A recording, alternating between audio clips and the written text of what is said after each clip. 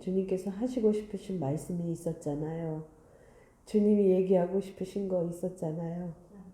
주님께서 말씀하시고 제 입을 통해서 우리 성도들의 가슴 한 가슴마다 씨를 심어 주시기를 간절히 바라고 원합니다. 주님 하고 싶으신 그 말씀 대변하여 이 자리에 섰사오니 하나님께서 은혜로 함께하여 주옵소서. 예수님의 이름으로 기도합니다.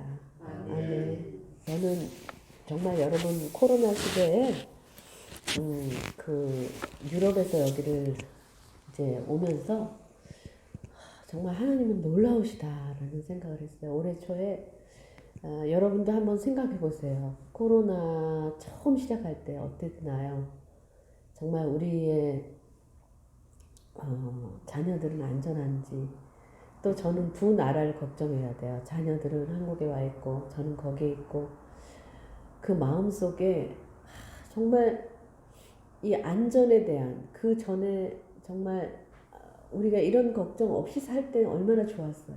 그런데 새로운 걱정이 생기고 그 모든 사회가 바뀌고 얼마나 우리가 힘들었어요. 대구에서 엄청 시작했고 또 이단인 신천지 또 그렇게 시작했을 때 우리의 마음들이, 교회들이 비난을 받고 얼마나 어려웠습니까, 여러분. 그런데 그 한국이, 대한민국이 막 소란 가운데 있을 때 유럽은 또 말도 못하게 호응을 하지 못하고 마스크를 쓰느냐 벗느냐 이런 문제로 시간을 다 낭비하는 동안에 그냥 우리 동네까지 다 코로나가 덮친 거예요. 그래서 우리 아이도 가기 전에 한번 코로나를 걸렸었고 또 다른 아이 때문에 계속 이렇게 되면서 집에 있어야 되는 어려움을 겪으면서 제가 정말 하나님 앞에 어떻게 기도를 해야 되나 생각을 해보니까 그저 하나님이 가르쳐 주신 것 같아요. 예수의 피, 예수의 보혈의 피의 능력, 이제 그것밖에는 없더라고요. 제가 뭐 신학을 하고 뭐 아무거를 많이 했어도 결국 능력은 예수의 피, 우리를 지켜주시는 예수의 피밖에 없더라고요. 그래서 제가 이제 헤르네트 와보시면 알겠지만 맨 위에 이렇게 성도들의 6,000명이 누워있는 무덤을 지나서 쭉 계단을 올라가면 그 위에 또 기도탑이 있어요. 그 기도탑에는 이렇게 둥글게 돼 있는데 그 둥근 원형을 돌다 보면 이 지구가 동그랗다는 것을 알 수 있어요. 전체가 다 둥그렇게 이렇게 돼 있어요. 그래서 폴란드도 보이고 체코도 보이고 거기서 기도를 하면서 예수의 피, 그래서 전체 방향을 향해서 예수의 피를 뿌렸어요. 우리 동네와 더 넘어서는 체코, 폴란드, 더 넘어서는 대한민국에 있는 우리 가족에 이르기까지, 가족, 친구. 일단은 제가 아는 범위에서 예수의 피를 하면서 이름을 불렀어요. 그렇게 해서 하고 나니까 참 놀라운 것은 누가 가르쳐 주신 건 아닌데 주님이, 성령님이 그렇게 가르쳐 주신 것 같아요. 근데 제가 그거를 하고 나서부터는 두려움이 없어졌어요. 굉장히 두려웠습니다, 사실. 그 길을 갈 수 없으니까 너무나 정말 답답한 마음에 이제 골방 예배를 드리기 시작했어요. 골방 예배를 드리면서 하나님 앞에 이렇게 지내는데 어느 날은 뭐 그 예수님의 그 누가 그린 그 깃발이 있어요. 깃발을 막 흔들기도 하고 찬양을 부르고, 오늘 이 찬양은 제가 코로나 시대에 골방 예배 때 가장 많은 부른 찬양이거든요. 선한 능력으로. 어쩌면 그 찬송이 갑자기 한국말로 불러서 저거 내가 아는데 이제 독일말로 참 그 보네퍼가 그 캄캄한 어둠 속에서 도대체 이 나치의 시대가 언제 없어질 거냐. 지금 우리가 지금 그걸 기대하는 거예요. 언제 이 어두운 코로나의 시대가 없어질 거냐. 이제 그거를 답답해 하면서 이 찬양을 지었어요, 보네퍼가. 근데 오늘 제가 여기서 너무 은혜를 받네요. 오늘 본문 말씀이 제가 다시 한번 읽을게요. 눈물을 흘리며 씨를 뿌리는 자는 기쁨으로 거두리로다. 울며 씨를 뿌리러 나가는 자는 반드시 기쁨으로 그 곡식단을 가지고 돌아오리로다. 제가 기차를 타고 오면서 또 그동안에 여러 날들 동안 다시 씨를 심자 이 말씀을 전하고자 묵상을 해봤어요. 주님, 도대체 왜 씨앗을 심으러 간 사람이 그렇게 눈물을 흘렸을까?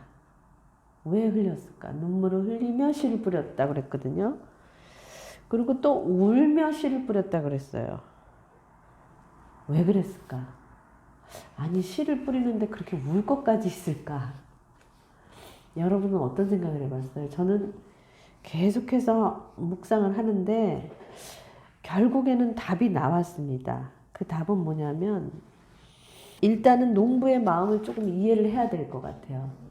그 답보다도 사실은 이 농부가 밭을 갈고 일항을 정돈하고 좋은 씨를 이렇게 뿌리고 하는 것이 자기의 그냥 일이에요. 근데 그 일을 하는데 왜 울었을까? 이걸 이렇게 한번 생각해 보시면 될 것 같아요. 내가 울 일이 있었어요. 내가 울 일이 너무 많죠. 제가 코로나로 인해서 자녀들을 위해서 막 몸부림치면서 울 때도 있었고 너무 외로워서 울 때도 있었고 친구들이 찾아오잖아요. 그러면 할로 거기 서 있어. 밑에 거기 서 있고 그 다음에 나 너 사랑해. 뭐 우리나라는 이렇게만 하면 되는데 그 사람들은 이걸 모르니까 이렇게 하고 그래 축복해 뭐 이렇게 해서 잘 가 이래야 되니까 그 안타까운 마음으로 서로 손으로 막 이렇게 인사를 하던 때가 있었죠. 그리고 문을 딱 닫으면 너무 슬픈 거예요. 우리가 같이 밥을 먹을 수가 있나? 같이 대화를 할 수가 있나? 저는 반경 몇 킬로 안에는 한국 사람도 없고요. 그래서 힘들 때마다 우리 목사님한테 전화를 하면 우리 목사님이 그 한결같이 15년을 한결같이 우정을 지켜주셨어요. 내가 너무 어려울 때 항상 들어주시고. 자, 왜 울며 씨를 뿌렸을까 생각해 보니까 거꾸로 해보니까 우리가 울 때 이 농부가 참 울 일이 있을 때 어쩔 수 없이 씨를 뿌리러 나간 거예요. 울 일이 있어도 우리가 해야 할 일을 해야 하잖아요. 그죠? 울 일이 있어도 복음을 전하러 가야 되잖아요. 그래서 농부가 아침에 올 일이 있는데 아주 속상한 일이 있고 또 가족의 어려운 일이 있고 또 배가 고픈지 하여튼 어떤 어려운 일이 있는데 그 울 일이 있음에도 불구하고 씨를 심으러 나가서 씨를 심은 것이 아닐까 그런 생각을 해봤어요. 그래서 그 씨를 심으면서 이 씨가 사실은 언제 자라서 자기에게 기쁨을 줄지는 모릅니다. 뽑힐 수도 있고 동물이 와가지고 다 헤쳐나갈 수도 있고 저도 봄에 호박을 좀 먹겠다고 호박 2개를 심었어요. 그 씨를 심었는데 세상에 누가 먹었을까요? 그 달팽이가 와서 싹 먹어버렸습니다. 그 2개를 그냥 심어놓고 마음속에는 호박이 몇 개 열리면 어떡할까 막 이러고 있었는데 아주 뭐 이틀 만에 없어지고 그걸 또 심는데 제가 또 그거 하나 또 심을 재주가 없어요. 남편을 섬기다 보니까. 그래서 그 앞에 할아버지가 이거는 또 여기 높은 데다 좀 심어야 달팽이가 안 올 거다 뭐 이래가지고 할아버지가 심어 주셨는데 망연자실하시면서 다 먹었습니다. 없습니다. 정말 이렇게 우리가 씨를 심을 때는 그래도 뭔가 희망이 있고 기쁨이 아마 오지 않을까 그렇지만은 그러나 그것이 쉬운 일은 아니죠. 우리가 기대는 하지만 그 씨는 또 어떻습니까? 그 씨는 또 깜깜한 데 들어가죠. 깜깜한 데 들어가서 기다려서 싹을 틉니다. 그 캄캄한 시간을 견뎌야 열매를 맺는 거죠.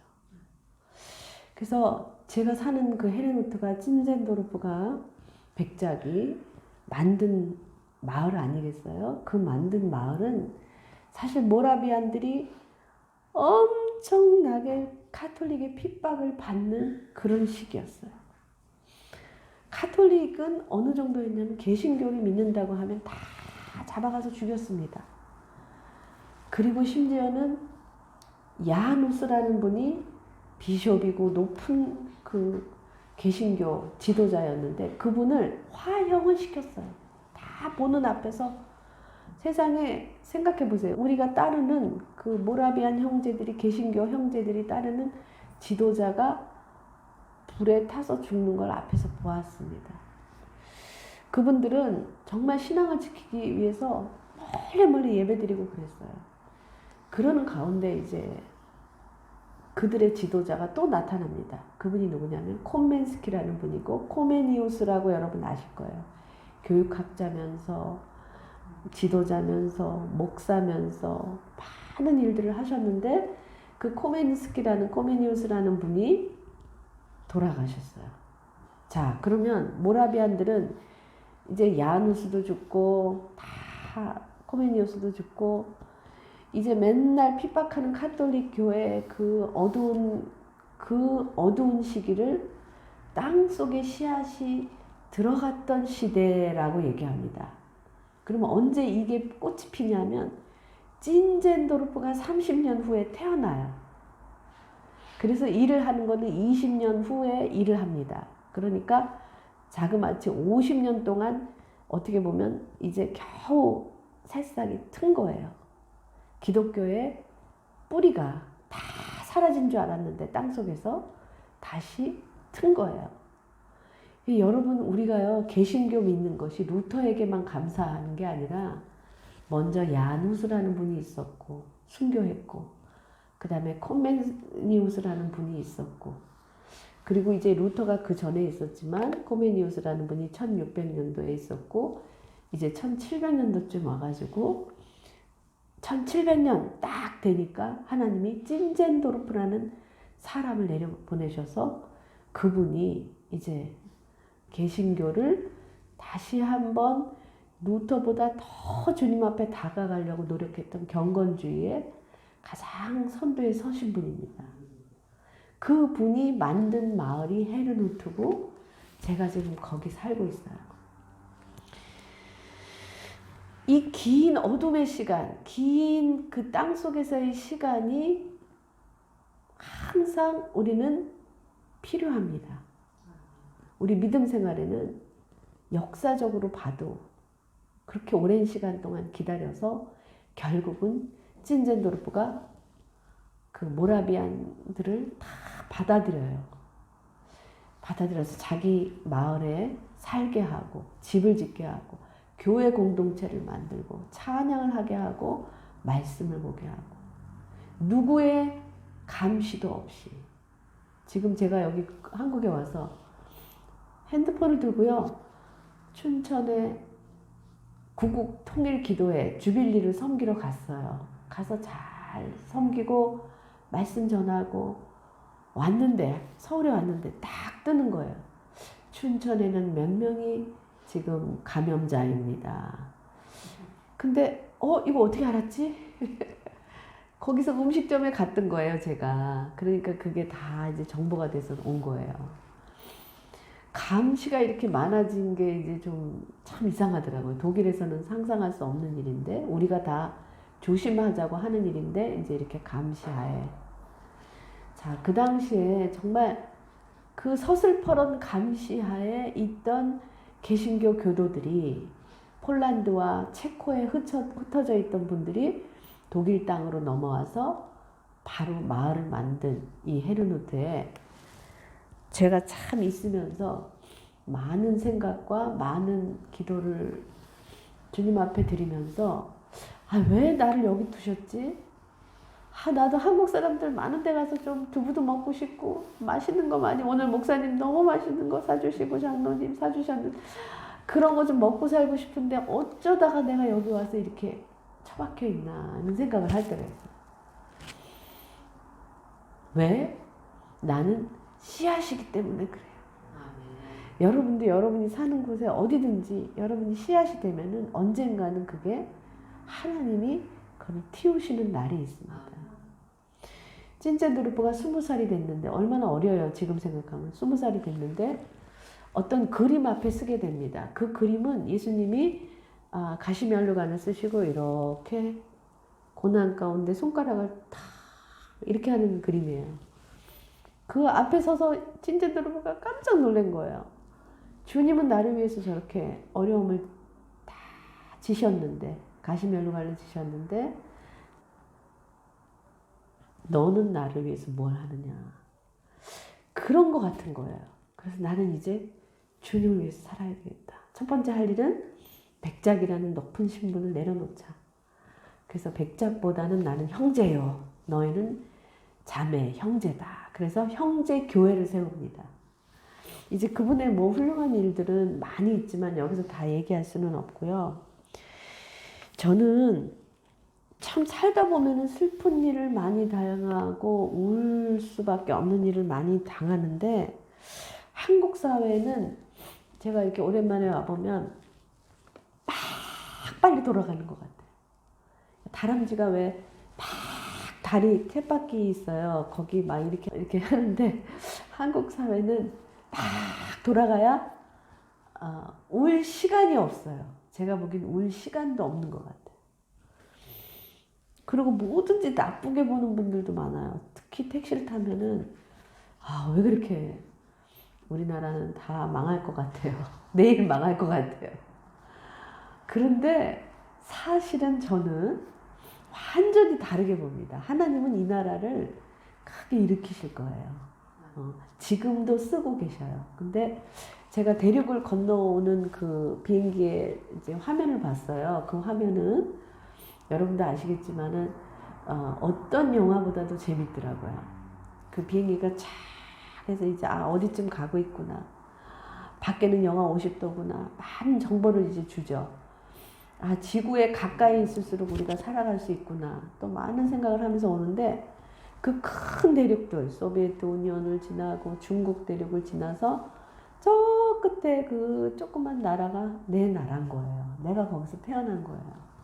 왜 하나님은 나를 이렇게 조그만 나라에 태어나서 다시 이 독일이란 나라를 오게 하시고 또 한국 가서 살게 하시고 다시 오게 하시고 이렇게 맨날 가방을 싸고 또 나오게 하실까 이런 여러 가지 생각을 하는 중에 정말 감사한 거 한 가지는 작은 씨앗과 같은 우리나라 그 나라를 이 큰 나라와 비교도 안 되게 하나님은 사용하시고 계시다는 거예요.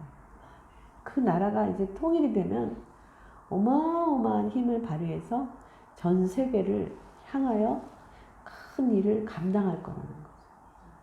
그거는 민족성이에요. 하나님이 그냥 택하신 거예요. 이스라엘을 택하셨듯이 아시아의 이스라엘은 우리나라예요. 그건 어떻게 부인할 수가 없어요. 많은 분들이 지금 느끼고 있습니다. 그런데 세상 사람들은 다 망할 것 같고 이 나라가 지금 다 무너져 가고 대통령도 다 뭐 여러 가지로 문제가 많고 지금 선거 앞으로 두고 정말 주님 오시는 그날까지 하나님은 우리나라를 통하여서 많은 일을 이루실 거예요. 거기에 태어난 제가 너무 자랑스럽습니다. 제가 여기 와서 이번에 정말 의미 있는 일을 한 가지 했는데 저희 오빠와 제가 어린 시절에 오랜 그 집에서 가장 많은 시간을 거의 어린 시절을 청소년 시절 초등학교 한 5학년 때부터 대학교 2학년 때까지 그 많은 시간을 보냈던 아버지가 지었던 그 명륜동의 그 집을 같이 갔어요. 걸어서. 근데 그 시장길도 그대로 있고 근데 약국, 떡집 몇 가지는 그대로 있더라고요. 그 길을 올라가면서 참 많은 생각을 했어요. 근데 그 당시에 보던 그 넓던 길이 그렇게 작고 그 당시에 보던 그렇게 큰 그 골목이 너무 작고 하는 것을 보면서 우리 시야의 차이가 이렇게 달라지는구나. 어릴 때 보던 거랑 어른 보던 거랑. 참 즐거운 시간이었습니다. 그 앞에 대문 앞에서 이제는 집주인이 바뀌었어요. 근데 집이 많이 바뀌지도 않고 그대로 있고 하여튼 나무만 많이 바뀌고 어쨌든 그래도 그 집이 그렇게 있다는 것이 그렇게 고맙고 그 앞에서 이제 사진을 찍으면서 야 우리가 여기서 참 지냈는데 이 집이 주인이 우리였다면 계속 우리였다면 얼마나 좋았을까 그런 아쉬움을 가지면서 그 집 앞에 있었어요. 우리는 다 가는 존재예요. 아무리 이걸 우리 집이라고 우겨도 언젠가는 우리는 이 땅을 떠날 거고 이제 갑니다. 가는데 무엇을 남기느냐가 중요하겠죠. 열매를 남겨야 되는데 다시 씨를 심자. 오늘 다시 말씀에 이제 집중해서 말씀드리면 이제 눈물을 흘릴 일이 많아요. 뭐 우리 자신을 통해도 그렇고 이 세계 역사를 봐도 그렇고 오늘 지하철을 탔는데 어떤 청년이에요. 어떤 청년이 갑자기 저한테 다가와서 어머니, 누가 어머니 그래요. 그래서 어머니가 여기 어딨나 그랬더니 저를 부르는 거예요. 네? 그랬더니 저 죄송한데요. 제가 배가 고파요. 빵이나 뭐 먹을 거 좀 주세요. 그런 청년이 있더라고요. 그래서 제가 그 짐이 좀 많았어요. 어머니가 주신 먹을 것도 많았고 짐 속에 어머 이 사람이 내가 먹을 게 있는지 어떻게 알았나. 근데 거기서 주섬주섬 꺼내기가 참 그렇고 망설이고 있었어요. 근데 이 청년이 그럼 1,000원만 주세요. 그러더라고요. 근데 제가 이제 망설였어요. 저도 어떻게 할 거냐. 왜 많은 문제들을 얘기하잖아요. 왜 그 청년이 일할 수 있는데 일을 안 하냐. 뭐 많은 문제를 얘기할 수 있어요. 그러나 제가 8,000km를 날아온 사람이잖아요. 그죠? 8,000km를 날아와서 나를 만난 사람이에요. 어떻게 보면 인연이 있는 것 같아요. 그래서 얼른 지갑을 열어서 아무거나 줬어요. 하여튼 1,000원짜리는 아니었어요. 줬는데 그 청년이 너무 창피하니까 받아서 쏜살같이 내리더라고. 근데 보니까 슬리퍼를 신었는데 어찌됐든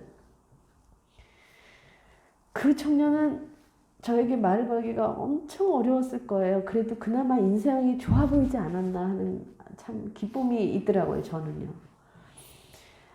어쨌든 이렇게 청년이 와서 먹을 거 있어야 하는데 진짜 제 가슴이 너무 슬펐어요. 이 나라에 이렇게 잘 사는 대한민국에 왜 청년 하나가 먹을 게 없을까? 아니 걔가 거짓말을 했다고 하더라도 그 어려운 말을 나한테 와서 했을 때는 뭔가 사연이 있는 아이죠. 참 그 모든 것에 우리는 세상이 생각하는 것과는 조금 달리 생각했으면 좋겠어요. 만약에 내가 준 그 작은 돈이 그 아이의 가슴에 씨가 되었다면 그래도 세상은 살만하구나. 그래도 세상에는 저런 사람도 있구나라고 만약에 걔가 생각을 한다면 그 씨가 조금 있다가 움을 틀 수 있지 않을까요? 우리 모든 것이 다 막히고 뭐 코로나도 막히고 다 안 되고 교회가 다 문을 닫고 부정적으로 막 얘기하시는 목사님들도 많아요. 제가 목사님들 만나보니까. 그런데 이 새생명교회는 반대야 지금. 교회를 사고 이제 그 다음에 어떻게 하실 거예요? 저는 그 얘기를 하러 온 것 같아요. 춘천 주빌리 통일구국 기도회 가서 딱 한 가지만 부탁했어요. 뭐냐면 여러분도 통일을 위해서 기도하시잖아요. 통일이 되면 독일 같은 꼴이 되지 않기를 바랍니다. 독일은 제가 10년을 서독에 살고 다시 10년을 한국에 나왔다가 다시 동독에 살아요. 저는 서독과 동독의 차이를 잘 알고 있습니다. 뭐냐 하면 통일이 된 후에 그렇게 열심히 동독에서 기도회를 했었어요. 월요일마다. 지금 춘천 주빌리도 월요일마다 통일을 위해서 기도해요. 그런데 통일이 된 후에 싹 기도회가 없어졌어요. 왜? 통일이 돼버렸으니까. 기도한 것이 이루어졌으니까. 그런데 너무 놀라운 것은 30년 다 지났는데요. 지금도 동독 친구들하고 서독 친구들이 이렇게 우리 집에 앉아 있으면 저도 모르게 계산을 해요. 아, 얘는 참 서독에 사는 애지. 예전에. 이 얘들은 완전히 이쪽이네. 자기들끼리도 얘기하다 보면 의견이 딱 나눠지고 잘못하면 싸움이 납니다. 그 얘기는 뭐냐면 독일은 아직도 통합은 안 됐어요. 통일만 됐어요. 하나님 안에서 통합이 되기 위해서는 그 기도회가 계속 됐어야 돼요. 자, 여러분 어떤 일을 이루었어요. 씨를 심었어요. 그 다음에 열매를 맺었어요. 그걸로 끝나면 이제 그 사람 인생은 그 해에서 끝나는 거죠. 자, 내년이 오면 다시 또 밭을 갈고 씨를 심습니다. 우리가 교회를 샀어요. 그 다음에 뭐 하실 겁니까? 주님 앞에 더 기도의 씨를 뿌리시고 헌신의 씨를 심으시고 믿음의 씨를 뿌려서 섬기는 씨를 뿌리시고 사랑의 씨를 뿌리셔서 언젠가 주님께서 열매를 맺어주시는 그날까지 또 심고 또 심는 것이 우리의 인생입니다. 눈물 날 일이 있어요. 그 눈물 날 일을 겪으셨어요, 여러분. 제가 알아요. 여러분도 많이 눈물 날 일을 겪으셨어요. 너무 속상한 일이 많아서 주저앉아 계셨어요. 그러나 오늘 나는 다시 일어나서 기도의 씨를 뿌리는 겁니다. 그러면 언젠가는 우리가 함께 주님 오시는 그날에 함께 기뻐하면서 영원히 그 단을 가지고 기뻐할 수 있지 않을까. 그것이 오늘의 말씀이고 여러분이 정말 생각지도 않은 귀한 선물을 받으셨어요. 이제는 여기서 마음껏 기도할 수 있어요. 그런데 여기서 그쳐버리면 안 된다는 거예요. 계속해서 심고 또 심으셔서 언젠가 우리가 또 다시 만났을 때는 코로나가 오던 어떤 어려움이 오던 우리는 새싹을 틔울 거라는 확신 속에서 여러분 성장해 가시기를 바랍니다. 이제 하나님의 씨앗이 캄캄하고 설컹설컹하고 어두컴컴한 내 마음속에 이제 뿌려졌습니다. 여러분 믿으시기를 바라요. 반드시 열매를 맺으실 것입니다. 그래서 많은 사람들이 부정적으로 아이고 이 밭은 갈아봐야 안 돼. 아이고 이 밭은 옛날부터 뭘 심으면 되지를 않아. 그렇게 부정적이고 저런 애들은 도와줘봤자 아무 쓸데없어. 쟤네들은 왜 일을 안 하는 거야. 저 노숙자들 저 50대들은 밥 주면 안 돼. 이런 사람도 있더라고요. 하여튼 모든 걸 부정적으로 생각하는 이 땅에서 우리 크리스찬들은 소망을 갖고요. 오늘도 울면서 나아가서 씨를 심는 농부처럼 정말 기쁘게 사시기를 여러분 간절히 바라고요. 제가 비행기를 타면서 탁 눈물이 났어요. 10년 동안 제가 열심히 남편을 섬기고 선교를 했는데 하나님이 이렇게 선물을 주시네. 아니 비행기를 타고 보니까 이런 선물이 없는 거예요. 날아갈 것 같아요. 막 저 혼자 막 그냥 어디를 가도 되고 남편도 지금 거기서 잘 보살피고 있고 야 이런 날이 오는구나. 우리가 정말 울면서 살았지만 다 하나님은 그걸 보고 계시는구나. 보고 계세요. 그래서 저는 이제 무서울 게 없어요. 제가 이렇게 참 이렇게 온화할 것 같지만 이제는 무서운 게 하나도 없어. 어떻게 생기신 분이라도 무섭지 않아요. 아무도 안 무서워요.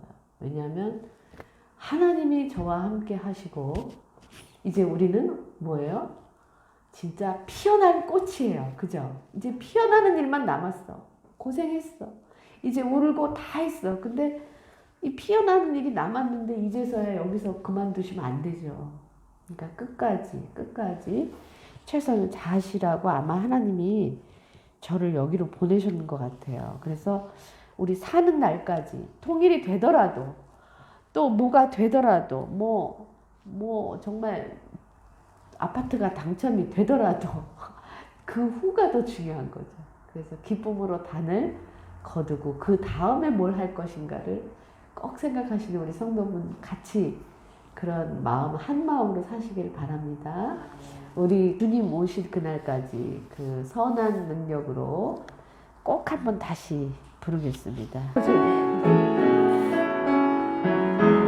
이제 프랑크푸르트에서 또 다른 독일 사람들을 태워서 또 가는데 비행기가 꽉꽉 차는 것 같아요. 이 코로나 시대에 정말 지켜주시기를 여러분이 기도해 주시면 그 부탁을 좀 드리고 싶고요.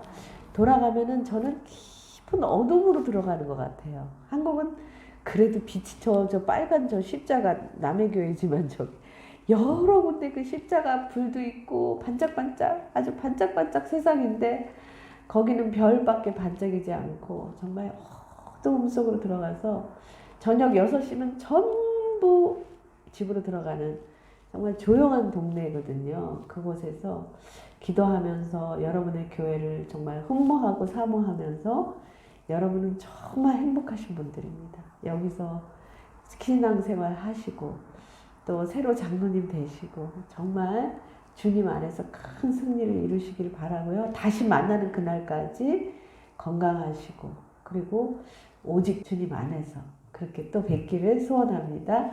감사합니다. 아멘.